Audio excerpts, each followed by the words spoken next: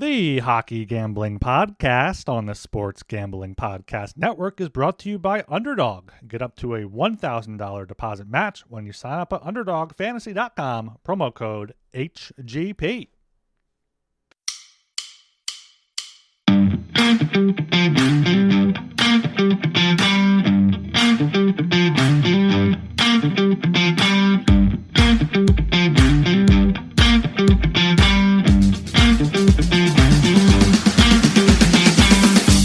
Hello and welcome to the Hockey Gambling Podcast on the Sports Gambling Podcast Network.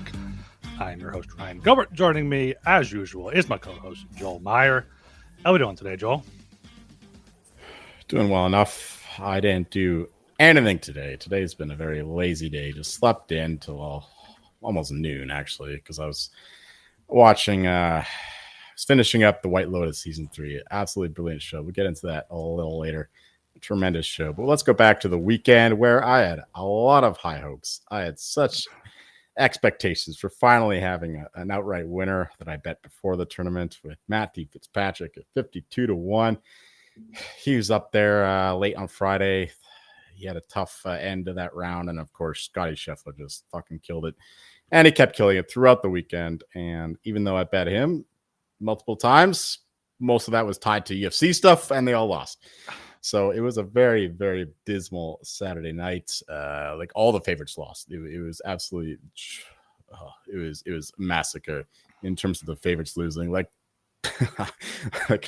guys from minus 600, minus 700, minus 300, all these guys just fucking lost, and I just regretted not just betting all that on Scotty Scheffler himself, because that was a done deal throughout the whole weekend, and that was unfortunate. But at least Fitzpatrick came through in the end, got the 12-1 low UK, so he ended up beating Rory McIlroy, and thanks to the last few holes there on Sunday. But yeah, it was a great open. I was up for most of the weekend, as you would expect.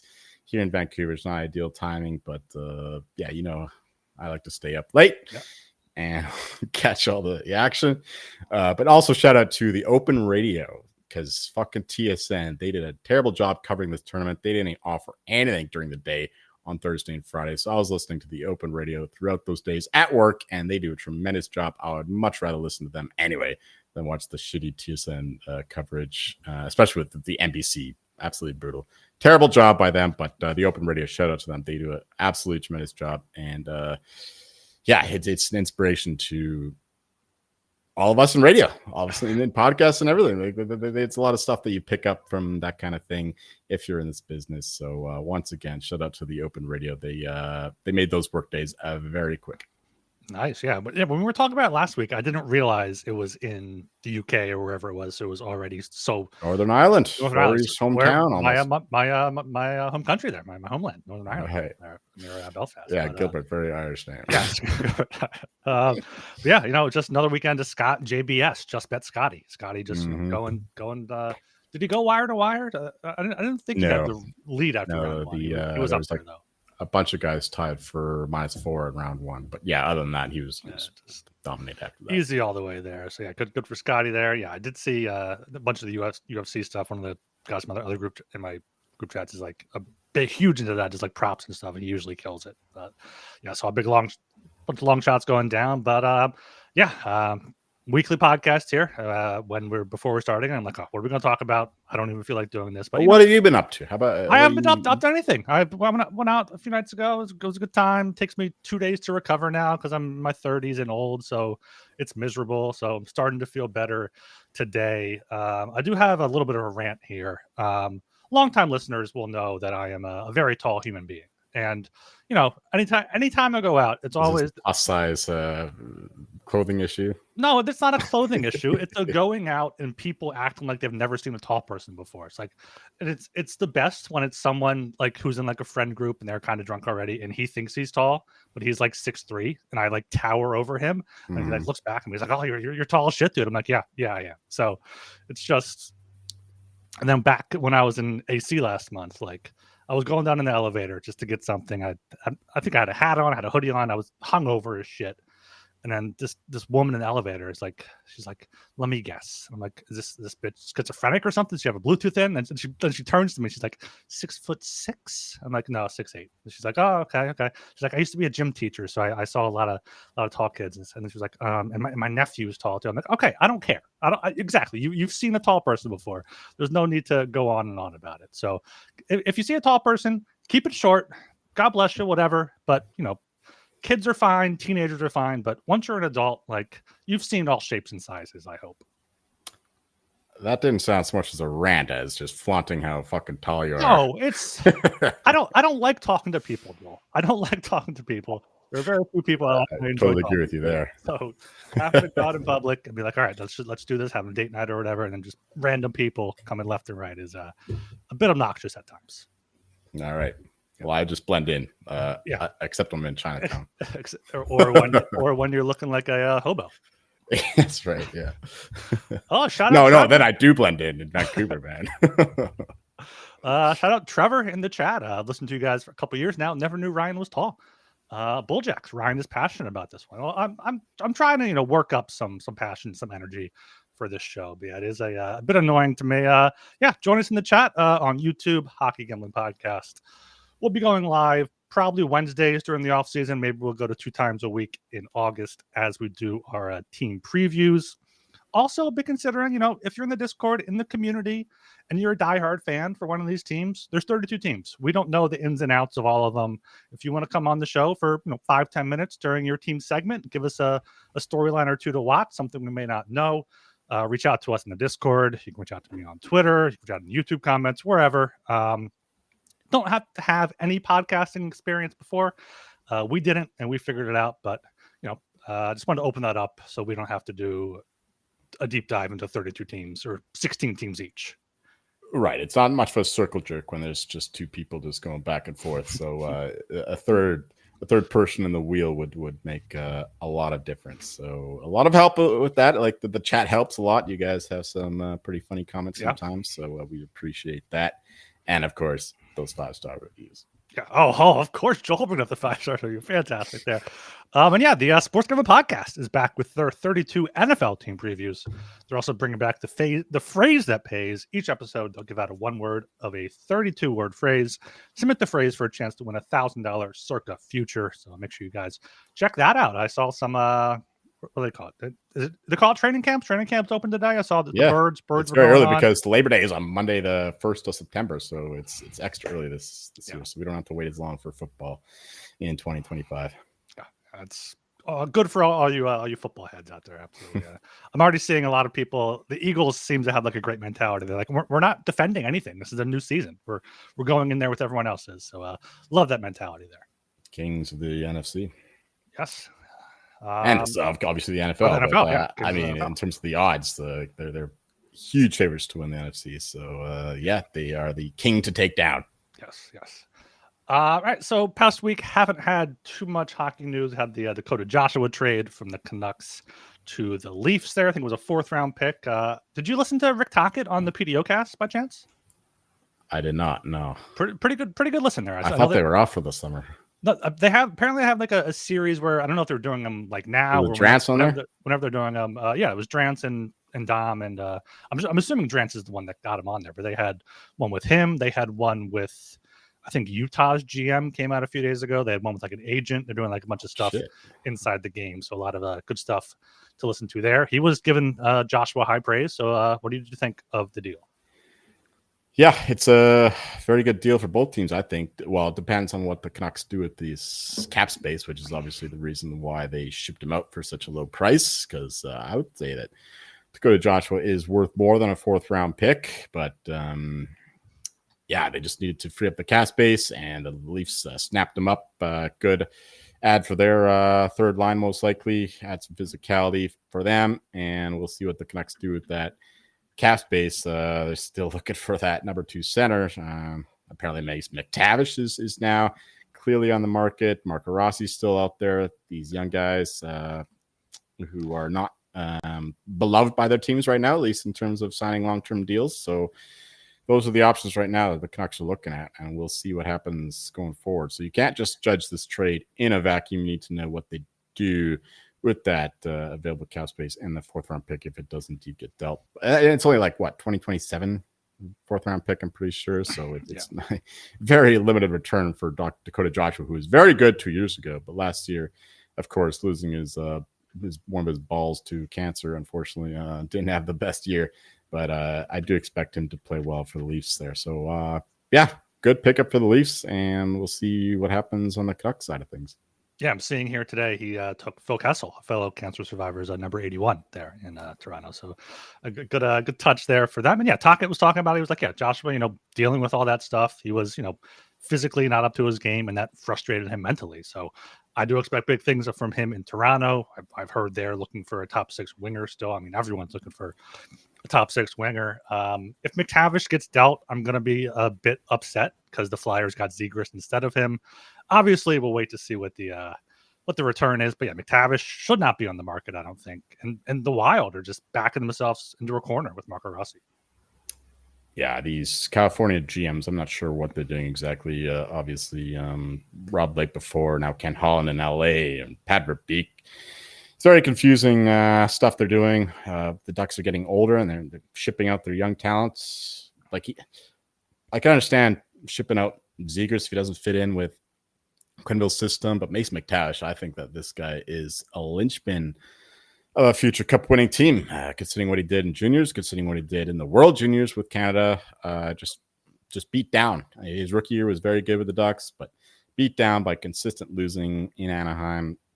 Somebody's going to get a very good player if the Ducks indeed ship him out. So that I would not want to see him leave Anaheim for the Ducks' sake, Ducks fans, all 20 of them. But yeah, it's just weird times there in California in terms of the GMs that are going at it. I mean, my career might be the best of them. I mean, and he's only been in the job for a few years. He's a rookie, more or less, in terms of GM lifespans. So, yeah, very, very confusing there for the Ducks, from my perspective, because I would want McTavish on any team. Yeah, just pull up their lines real quickly on Daily Faceoff. Like, he's their second line center. You got Carlson top line, as it should be. Strome third line, Paling fourth line. Like, that's a solid group there. Like, maybe the Ducks and Wild work something out with McTavish and Rossi. Like, I know Rossi is a bit undersized for them, and McTavish is bigger, but yeah, a few centers out there on the market, definitely. No, that's the opposite of it. There's no centers on the market. That's the not problem. On the market, no, but on the trade market, and like it's I guess available-ish on the block, I should say, not on the market. Sure. I mean, It's desperate times because everybody wants a second line center, but nobody wants to give them up, and everybody thinks they're going to be good. So you know what's going to happen? It's going to be the best trade deadline in years and years, because finally the teams that are bad are going to realize that they're bad, and all those teams that are actually good will be buying them up. So it's going to be an active trade deadline, the best in a long time, I think. Or maybe not trade deadline day, but at least the week leading up to it will be phenomenal. That's my prediction for this, because there's a very dismal, boring offseason, but in terms of the trade market in season, I think it'll be very active, as teams that are losing will want to ship out their assets when they realize that they don't have a fucking chance. Yeah, I could see it even happening like earlier in the year. We saw a few decently sized trades, happening like November, December. Like, once these teams realize, all right, this isn't working. Let's do something here to see if we can salvage something. Like, yeah, this rising cap should hopefully make it a lot more exciting with the trade market. And then, I mean, I've been looking at next year's free agency class. Not all the guys are going to get there, but there's some great UFAs, there's some great RFAs. Like, I'm licking my lips as a Flyers fan. I'm ready for Danny Briere to go out and get some of these guys. Get Connor McDavid. Get there's an RFA out there that I forget off the top of my head, but he's like a really good center, really young center. Might be Carlson in Anaheim. I forget, but yeah, a lot of good guys out there next offseason. Leo would be up for, because he's had a couple years already, and one more year to make him eligible for RFA. So yeah, it's going to be a fun year in terms of the trade suspect, because I think it's going to be a wild year in terms of the in-season trades. Yeah, you have all these insiders being like, oh, watch out, it's going to be trades this offseason, trades at the draft. Haven't been too many. I mean, I understand that. No, because everybody thinks they're good. Everybody thinks that they have a chance, but they don't have a chance, a lot of them. No. So once the wheat is separated from the chaff, then we'll see the best of the chaff go to the best of the wheat. That's a fantastic analogy there. Yeah, it's also their job. It's like their job relies on clicks and getting information out there. So, and that's just the world we live in now. A few other re-signings before we go to our first break. Gabe Vilardi, 6 years, 7.5 in Winnipeg. They needed to get that done. He had to stay there long term. And then Lucas Dostal. I don't think think that happened last Thursday. Didn't talk about that. That was a 5-year deal, 6.5 million. And then yesterday, Capo Caco, 3 years, 4.5 in Seattle. Yeah, the stall deal I thought was a little rich, but considering what he's done the past couple of years, backing up John Gibson, actually more or less taking over the starter role in a lot of respects, that makes a lot of sense considering the numbers he's put up with a terrible, terrible team in front of him. So, do you know how old he is? I just looked up how old he is. It's a bit surprising to me. I would say 27. Oh, he's 25. 25. I thought he was younger than that, honestly. I thought he was like 23, 24. No, man, these goalies they develop late, right? Take a while. Yeah. His save percentage, I mean, you said it, the Ducks haven't been great, but 903, 902, 901. I guess they see a lot of good stuff there. Yeah, he was one of the best in terms of like the goal save I expected, especially earlier in the year and before he got tired out because he's taken such a load of shots against, you know, how the Ducks play. So, yeah, good deal for him. Kako, he had a very good half season with the Kraken after getting him from the Rangers. So we'll see if he can finally realize his potential as a former second overall pick. So I thought that was a good piece of business for both sides, just the 3 years. So he still has another chance to make a big payday if he actually performs in the next 3 years. And the Seattle gets like another mid-level player like everyone else they have on their roster. So yeah, it fits in with both teams, but yeah, I don't know. Seattle is just, they're not, I'm not high on them, as we'll get into later. I think Seattle is the perfect team of what you're saying. Like they think they're good, but they're not. They just have a bunch of mid players that, you know, they have 3 solid second lines, maybe like that, but they don't have any player to really take them over the top. Yep, definitely a team that should bottom out, sell their assets while they still have some value. Yes, like Beniers, right? They didn't they get Catton too, and they got another center in this draft. They get O'Brien this draft. No, I don't think it was O'Brien. Was it? Well, who's the other guy? The Flyers. Oh my word, Jake O'Brien. It was Jake O'Brien. Okay, fair enough. Okay. The draft is just once it's over, I just fucking flush it. Yeah, I've been trying to go back and look at some like scouting combine stuff to see where like the Flyers guys fell. But yeah, besides who the Flyers took, I don't care. Don't care really. Right. All right, let's get to our break here. We are brought to you by Circa Million and Circa Survivor. The world's greatest sportsbook, Circa Las Vegas, is hosting the world's biggest pro football contests. Circa Million, Circa Survivor, and Circa Grandissimo with over $21 million in guaranteed prizes. You can't call yourself a true DGen if you're not competing in the Circa football contests. Come hang out with SGPN at the Circa contest weekend, August 21st to 23rd. For an amazing weekend, including live shows and open bars. Plus, you can get 15% off a stay at the Circa with promo code SGP15. The contests are open to everyone. Sign up in Nevada and play from anywhere with the help of SGPN's official proxy.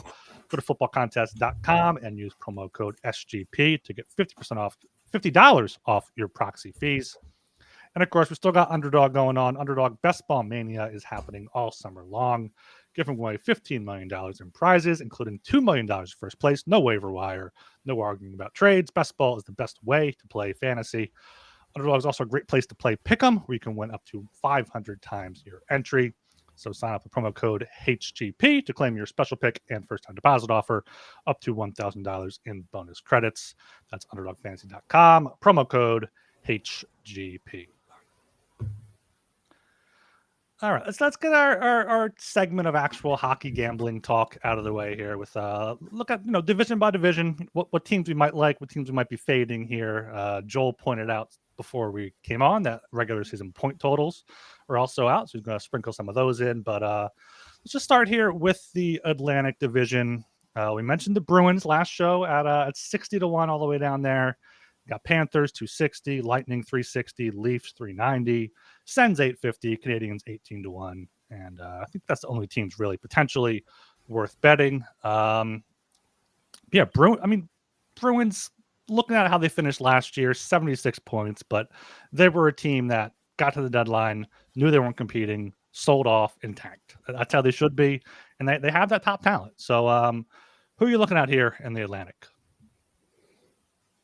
Well, you won't be surprised to hear that once again, I'm high on the Montreal Canadiens, but we need to look at this division as a whole, and we start with the favorite, of course, the Florida Panthers. We know that they are not exactly they're not motivated to win this division. We saw that towards the end of last season, where they're just resting players. Like what, the last couple of weeks, they're just like resting players, and the whole Kachuk thing. They're not going to rush him back for the playoffs, and of course, there's the whole cap issue in association with that. And yeah, the Panthers are clearly the best team in this division, but I'm not sure that they're going to be motivated to win the division. So I would say that it's tough to call them false favorites in that respect, but I certainly wouldn't be betting them, at least not at this point. I would make the Lightning the favorites, given the fact that the Panthers are where they are. But I'm still not going to be betting the Lightning at plus 360. The Maple Leafs now, who's going to know what they're going to be like without Mitch Marner? Did you know that Mitch Marner is the 5th highest point scorer in Maple Leafs history? Really? And they kicked the shit out of him, out of town. Yeah. Throwing beers, jerseys at him and his final shift there against the Panthers. And now, it's going to be a totally different team there without him. Who knows what Matthew's going to play like? Who knows what that second line's going to play like? I do like what they've done in the offseason, but I'm still not going to be backing them to win the division. Ditto for the Senators, plus 850. Yeah, they played well down the stretch. They solidified that 7th spot in the Eastern Conference to make the playoffs, but I'm not exactly sure where they go from here. I think that they'll be right there in the bubble again. I don't think that they have the upside to win the division. Certainly wouldn't back them to do so at plus 850. But yeah, the Canadiens, we saw them take a massive leap forward year over year over the past 3 years and finally made the playoffs last year. It took a little bit of a fight at the end to beat out the Blue Jackets, who finished strong, but they did the job at the end of the day. So yeah, this is a very young team with a blossoming core. We know how dedicated the top line is, the leadership core of Suzuki and Caulfield. Can add Lane Hudson to that crowd now. They're very dedicated and a lot of potential here for the Canadiens. So that'd be my first bet at 18-1. But you mentioned them. The Boston Bruins at 60-1. This is a team that was 3rd favorite to win the division last year. Sure, they lose Marchand. They lose a couple other middling pieces, but they still have Pasternak, Swayman. Now that the fucking drama over the cap, the contract is out of the way, I think that he'll have a much better year. McAvoy, Lindholm should be healthy, hopefully for their sake. And yeah, they still have one of the best blue lines in the league, even without the services of Brandon Carlo going to the Leafs. So yeah, 60-1 is just too long for the Bruins. So I like that. And I like the Canadiens there at 18-1 to get this division. I think everything should be more crowded together. I think the Lightning should be maybe slightly shorter, but not short enough to make plus 360 worth a bet at this point. And yeah, I think that this division is fairly wide open. Sabres, they're not winning it. Red Wings aren't winning it. I don't think the Sens are winning it. Leafs may be winning it. Yeah, Leafs, Lightning, Panthers, of course, may win it, but outside of them, I think the Canadiens and the Bruins are the only ones who can win it. And at much longer odds, I would prefer to put my money behind them. Yeah, you see the Bruins here at 60-1. They're 75-1 at ESPN Bet, as short as 18-1 at Bet365, 35-1 FanDuel. So you're getting some odds value there if you're comparing across the books. A new coach too. That's extremely important. I don't like the interim coach they had, Joe Sacco, and obviously Montgomery had his feet out the door.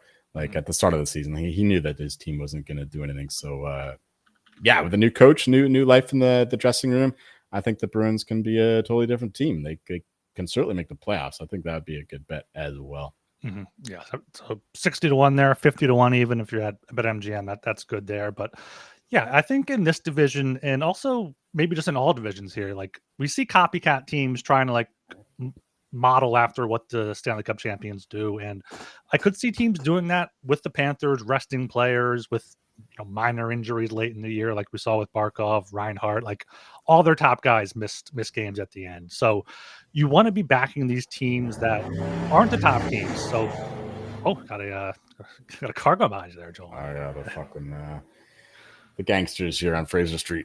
Of course. So you want these teams like the Canadians that are going to have to keep the pedal to the metal the whole season, not let up. Be like, all right, we can't let this momentum go. So you want these longer shots. Canadians 18-1. Senators even a bit at plus 850 is kind of enticing because they were a point behind the Panthers last year. Linus Ullmark, can turn it on another year for their younger guys. They got Dylan Cousins from Buffalo who fit in pretty well there. So I think these longer shots, Ottawa, I would throw in there, but I do agree with you there on the Canadians 18-1 or Bruins is a longer shot. I did want to just throw out something that you can kind of do for everything here, like comparing markets. I got to shout out Archer here. He did it with like the Art Ross comparing Elias Pettersson like 100-1 versus 500-1 for the Hart. But he also put, Pasternak is 15-1 for the Hart, or you can get Bruins to win the division at 4 or 5 times that. And that's something that you can, monitor more closely, kind of hedge a little bit towards the end if you want to. And that's just a lot more value there. So, because if Pasternak's going to win the Hart, he's only 15-1 to win the Hart. That's what he is on DraftKings here. Yeah, that's ridiculously short. Yeah, let me see what he is elsewhere. I'm seeing as long as 30-1 on FanDuel, which is still way too short. Still too short. So yeah, shop around, look at these, compare different markets for all these teams. Like Kaprizov too on DraftKings here, he's 8-1. I'll get to them, in a few divisions here, but shop around different books, shop around different markets to make sure these correlated things are sometimes off market. Absolutely, because Pasternak will have to be a Hart candidate for the Bruins to win the division. So at double the price there at 6-1. Certainly much better bet, but yeah, I don't understand those Hart odds at all for Pasternak. Anything else on the Atlantic before we go over to the Metro? Nope, fuck the dippings. All right, Metro here. Hurricanes plus 190 as the favorite there. Devils plus 370. Rangers 550. Caps 650. Blue Jackets 25-1. Islanders 28-1.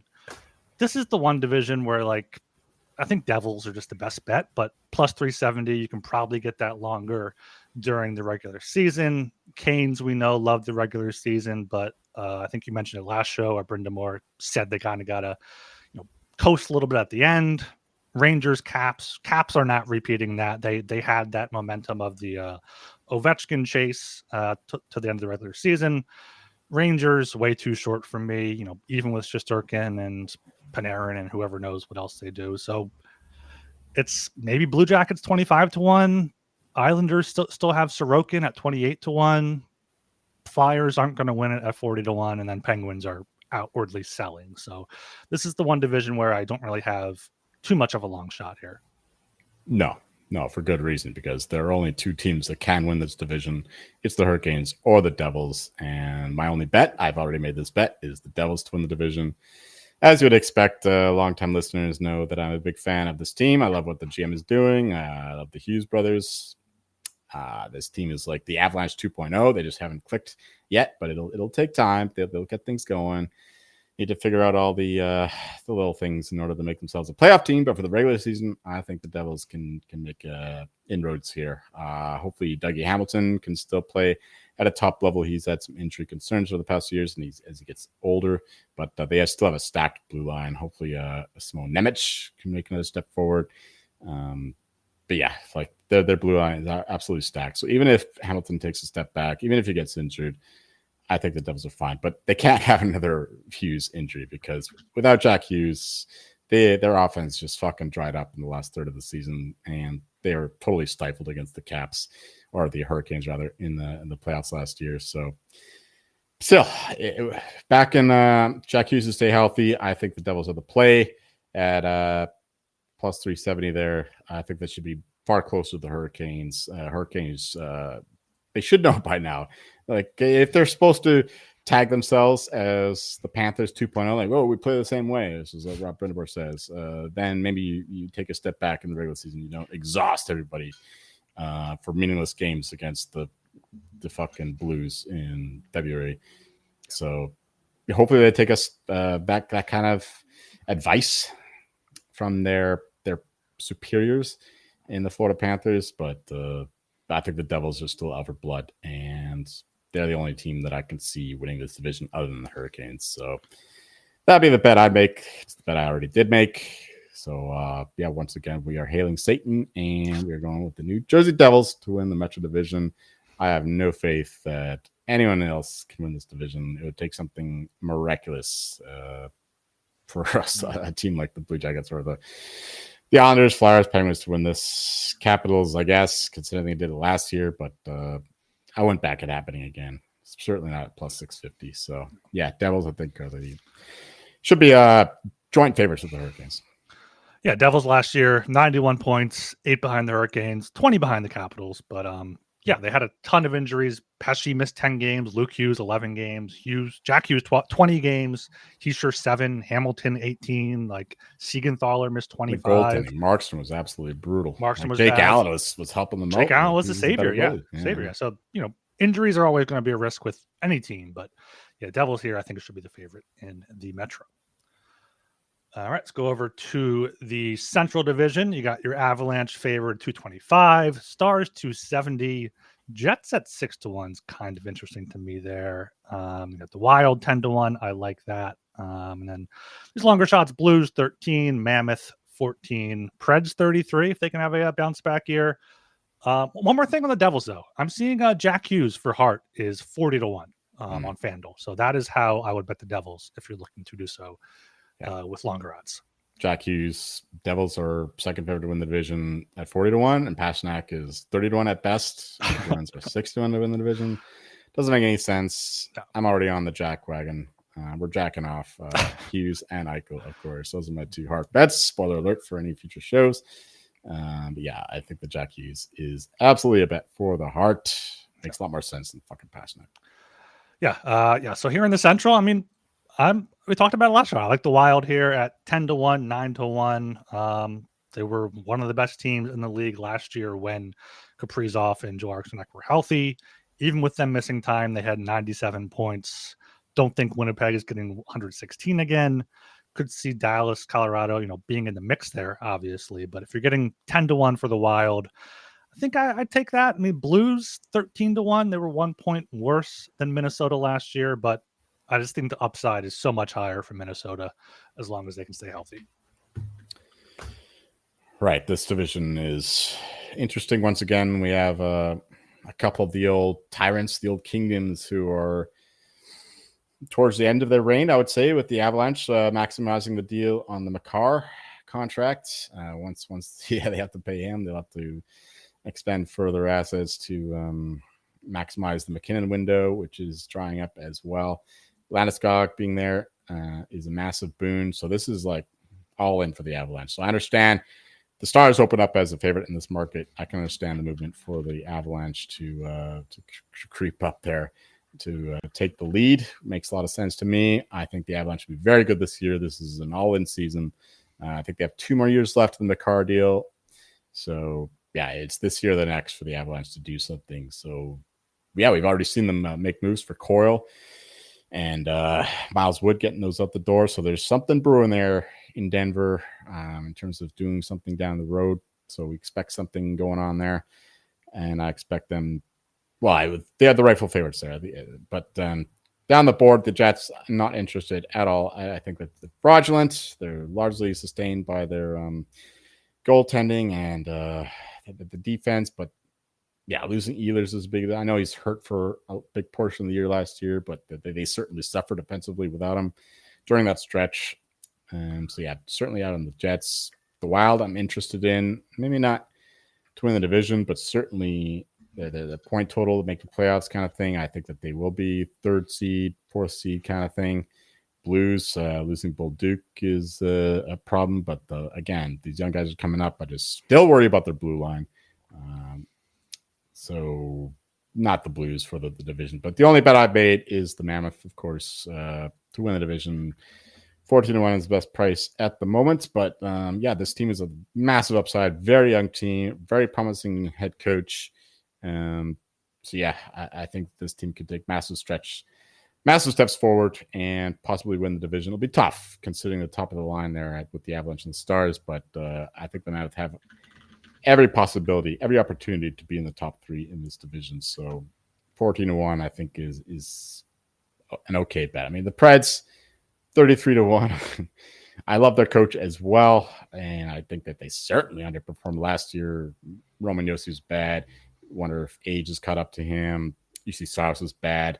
He's also getting older, but I do think that they'll rebound considering they still have a lot of talent in the team, a lot of depth, a lot of young talent coming up through the ranks. So the Preds there at 33-1 is also a little bit interesting. And the Blackhawks, I'll give you 250,000 to win if you want to bet them to win this division.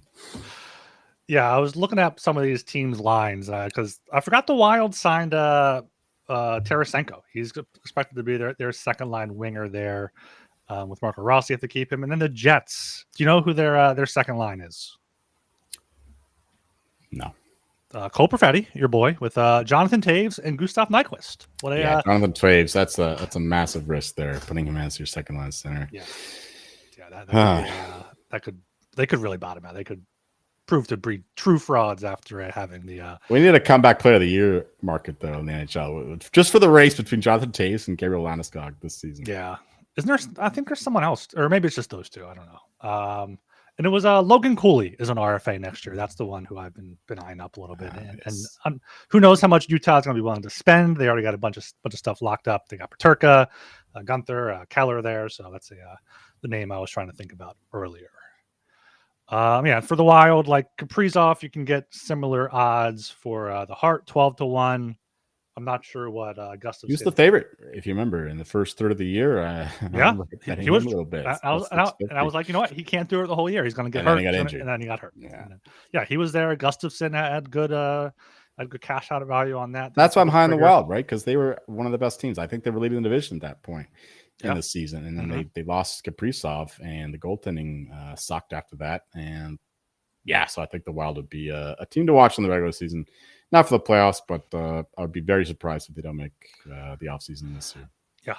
Postseason, rather. Yeah, let's go to our second ad break here before we come back with the Pacific. We're brought to you by MyBookie.ag. MyBookie is your place to bet on every sport, including the MLB, WNBA, golf, and, of course, futures. MyBookie accepts customers from a ton of locations, easy deposit, and lightning-fast payouts using crypto. Head to MyBookie.ag, promo code SGPN for a 100% deposit match up to $1,000. Terms and conditions apply. That's MyBookie.ag, promo code SGPN. And, of course, you got to check out Rhythm with their power trends, AI detected patterns where Rhythm's model has consistently won and has a high return on investment. Power trends are updated daily and exclusive to Rhythm. No touts, no noise, just clean data-backed bets. MLB Power Trends have a win rate of 63% and a return on investment of 4.5% in their past 400 bets. And the WNBA, 63% win rate with a 20% return on investment. So download the Rhythm app, check out Power Trends, and start betting smarter. You know we'll be. Get your 7-day free trial, sportsgamblingpodcast.com/rhythm. All right, going over to the Pacific Division here. You got the Oilers as favorites, plus 190, Knights 250, Kings 470, and then you got your Canucks down there at 15-1, and your Ducks at 55-1. So, what do you got here? Yeah, this is an interesting division, but once again, I think we got to go with the favorites here. Plus 250, you can still get on the Knights. That's a hammer bet. I think the Knights should be favored. I already bet the Knights at around that number. They are favored. Most books 155, 170. Yes. This is a bet 365 special. I don't think that's live either. I'm pretty sure I checked that number earlier. But anyway, I'm on the Knights more than 2-1. After that, though, it's tough to call. I would certainly rather bet the Ducks to win the division than Quenneville to win Coach of the Year, considering all the baggage that he has. That's always going to be the talking point in that market. But after that, I'm not interested in anyone. I think the Knights should be ahead of the Oilers. So that's really all it comes down to in this division. We would just bet the Ducks make the playoffs. I think that's a decent bet there at north of 4-1. What did you get their point total at? I haven't bet the point total yet, but I think Really? that they're a highly volatile team, right? So I'd rather just bet them to make the playoffs than worry about the point total, because their point total is fairly high. What's like 84.5. I'm seeing 80, here. Yeah, they had 80 points last year though. So yeah, but I don't love the moves. I don't love Chris Kreider, Jacob Trouba coming in, the losing Zegras, possibly McTavish. So I think they're just highly volatile. So I'd rather just bet the Ducks to make the playoffs, because if they're going to be good, they're going to be really good. Yeah, Pendle coming in. Plus 250 or better to make playoffs is the way to go. Yeah. Only plus 250? No. Well, that's what I'm seeing here at DraftKings. Like, that's better than taking the point total, I would think. Yeah, still better, but I would rather look. That plus 250 Vegas is live on Bet365, by the way. Really? Okay. That's a bet, because that'll definitely come down as you see the rest of the market. Ducks plus 375 on Bet365 to make the playoffs. There you go. That's more like it. That's more like it. Yeah. Because I expect the Flames to come down. I already bet the Kings point total under. I bet them to miss the playoffs, because everybody is talking about the Kings being bad. So this is just 101 CLV shit. If everybody is talking about the shit talking the Kings, they're going to come down in terms of these odds. So if you want to fade the Kings, now's the time. I've learned my lesson fading the Kings. I'm not doing it again. So they'll probably suck this year. Oh yeah, they'll finish in wild card position and lose the Oilers for the 5th straight year, no doubt. But I'm still doing that, because Jim Hiller, I think, is a useless coach. At least in the crunch time. To be fair, the Kings have been a very good regular season team over the years, but Kopitar's getting older. Doughty's getting older now. Kopitar's final year, I saw possibly. He doesn't have plans on re-signing. Yeah, I wouldn't be surprised. Now they have Dumoulin and Ceci in there on the back end. Certainly lose some speed on the back end. There's a lot of good teams in the West, and if you want to pick out a team that's going to miss, who would it be that made it last year at the odds? Be the Kings. The Kings, yeah. So at decent price there to miss the playoffs, I think that's the bet. Canucks, I think they'll be better. I'm not. The Canucks are being a mystery market, mystery meat there in Vancouver, and their odds reflect that. They're like what, plus 110, plus 115 to make the playoffs. Yeah. Flames, I think, take a step back. I think they were sustained by some elite, incredible goaltending by the rookie Justin Wolf, and they could be selling some guys too, Rasmus Sanderson, possibly Nazem Kadri.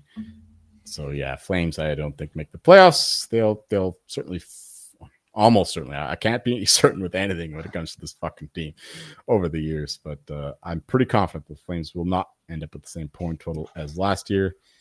So yeah, so the Ducks, I think the Ducks and the Canucks, the only possible flies in the ointment in terms of the making the playoffs as opposed to last year. And the Kings, I think, would be the team likeliest to miss out based on the teams that made it last year.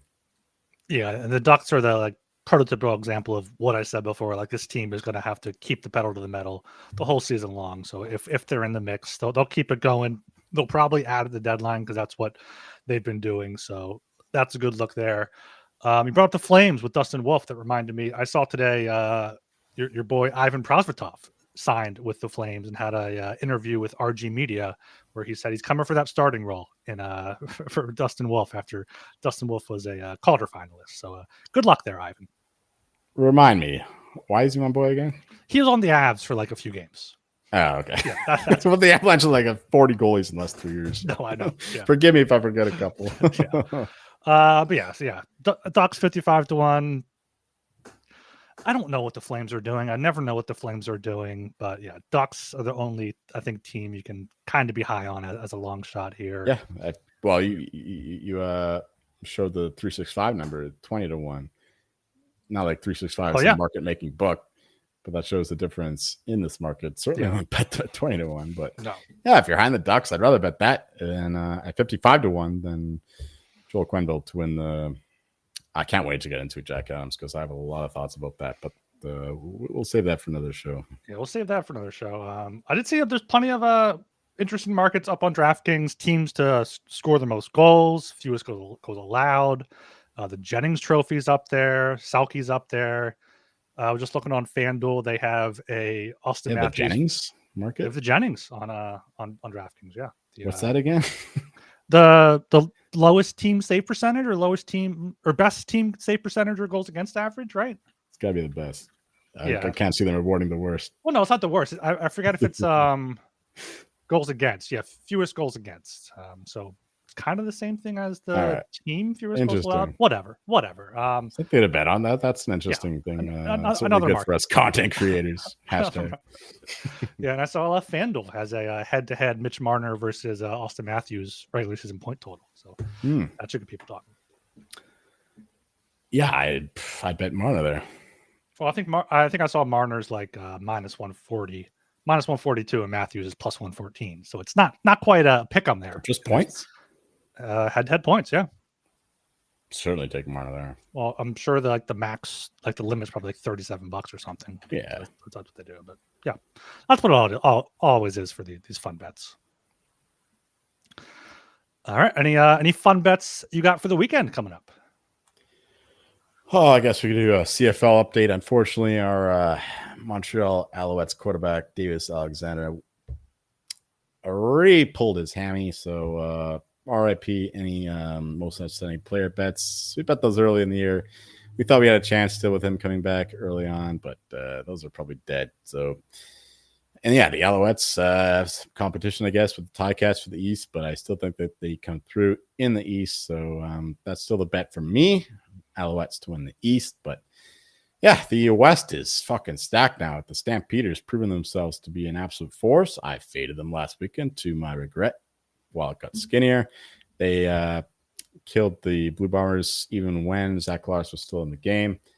But fortunately, Zach Klaris is going to come back healthy, and I bet him at 22-1 to win most outstanding player. And yeah, I think the Boomers are still a very good team. I'm still not buying the Stampeders. I know they have an excellent defense, but they've been propped up by a lot of turnover luck. So, yeah, it's tough to make these bets in the West because even the BC Lions, our BC Lions, are a factor with if Nathan Rourke stays healthy. Great receiving core. They get the defense pulled together. The coach figures out the offense. Yeah, for this weekend though, we're going with the unders. My pal Gorgon has been on this for a little bit. CFL unders, not exactly the most appealing bet considering how these fourth quarters typically go in this league. A lot of garbage time, a lot of like random comebacks, so it's tough. But the plan is to bet the full game under and then just bet the second half over is the general strategy. But I did bet the Hamilton Tiger Cats, BC Lions, under 55.5. I might be at this game. We'll see what happens there. And Elks, Rough Riders, under 54 is an okay bet as well. I think this is very much a first half under, second half over kind of thing with the Elks, the garbage time heroes with Trey Ford. He's like the Kyler Murray of the CFL, and he'll do his damage there in the fourth quarter to get some garbage time points and push it over the total. But yeah, if you just put the full game under, you have something to work with at the first half. That's the plan of action in the CFL so far. I don't have any real future takes.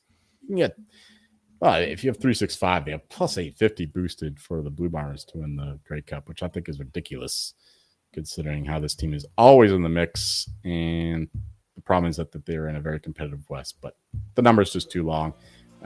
Very, very volatile market. Like the Stampeders now all of a sudden like second favorites to win the Grey Cup. So I don't agree with that.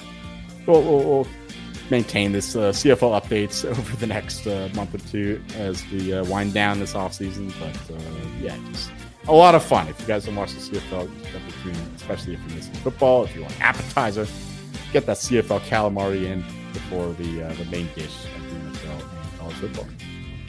Fantastic stuff. Any live listeners right now, go bet the Phillies and go bet Jesus Luzardo over strikeouts. Oh, finally some baseball. Christopher Sanchez had 12 strikeouts last night. Somebody is at my door. Zach Let's Wheeler finish the show up. had 10 strikeouts in before, so do that. Right, yeah, make sure you follow us on Twitter at Hockey SGPN. Reach out if you want to be a part of our team preview series. Rate, review, comment, like on YouTube, everywhere. I'm Ryan Gilbert. You can follow me on Twitter at rgilbertsop. And I'm Joe Meyer. You'll find me answering my door for once. See ya.